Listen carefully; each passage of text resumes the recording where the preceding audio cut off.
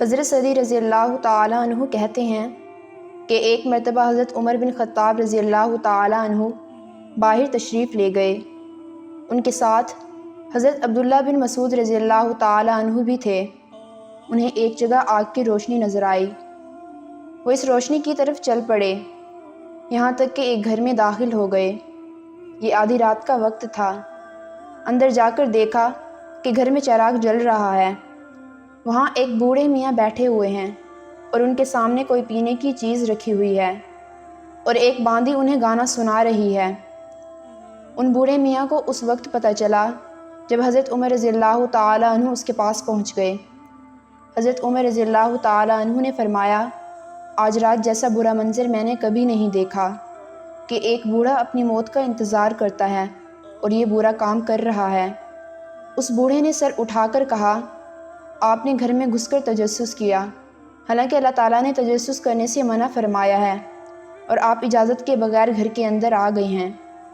حضرت عمر رضی اللہ تعالیٰ عنہ نے کہا، آپ ٹھیک کہہ رہے ہیں۔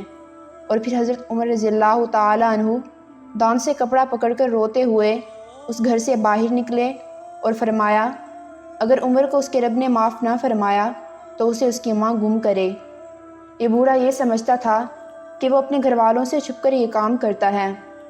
اب تو حضرت عمر رضی اللہ تعالیٰ عنہ نے اسے یہ کام کرتے ہوئے دیکھ لیا ہے، لہٰذا اب وہ بلا جھجک یہ کام کرتا رہے گا۔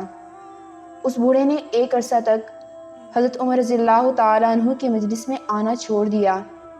ایک دن حضرت عمر رضی اللہ تعالیٰ عنہ بیٹھے ہوئے تھے۔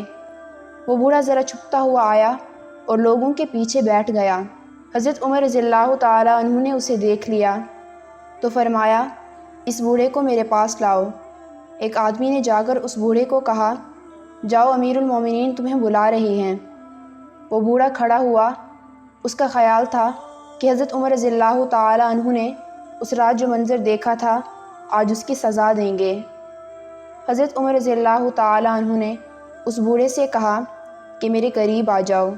حضرت عمر رضی اللہ تعالیٰ عنہ اسے قریب کرتے رہے، یہاں تک کہ اسے اپنے پہلو میں بٹھایا۔ پھر فرمایا، ذرا اپنا کان میرے نزدیک کرو۔ حضرت عمر رضی اللہ تعالیٰ عنہ نے اس کے کان کے ساتھ منہ لگا کر کہا، غور سے سنو، اس ذات کی قسم جس نے حضرت محمد صلی اللہ علیہ وآلہ وسلم کو حق دے کر اور رسول صلی اللہ علیہ وآلہ وسلم بنا کر بھیجا ہے، میں نے اس رات تمہیں جو کچھ کرتے ہوئے دیکھا ہے وہ میں نے کسی کو نہیں بتایا، حتیٰ کہ حضرت ابن مسعود رضی اللہ تعالیٰ عنہ اس رات میرے ساتھ تھے، لیکن میں نے ان کو بھی نہیں بتایا۔ اس بوڑھے نے کہا، اے امیر المومنین، ذرا اپنا کان میرے قریب کریں۔ پھر اس بوڑھے نے حضرت عمر رضی اللہ تعالیٰ عنہ کے کان کے ساتھ منہ لگا کر کہا، اس ذات کی قسم جس نے حضرت محمد صلی اللہ علیہ وآلہ وسلم کو حق دے کر اور رسول بنا کر بھیجا ہے، میں نے بھی وہ کام اب تک دوبارہ نہیں کیا۔ یہ سن کر حضرت عمر رضی اللہ تعالیٰ عنہ زور زور سے اللہ اکبر کہنے لگے، اور لوگوں کو پتہ نہیں تھا کہ حضرت عمر رضی اللہ تعالیٰ عنہ کس وجہ سے اللہ اکبر کہہ رہے ہیں۔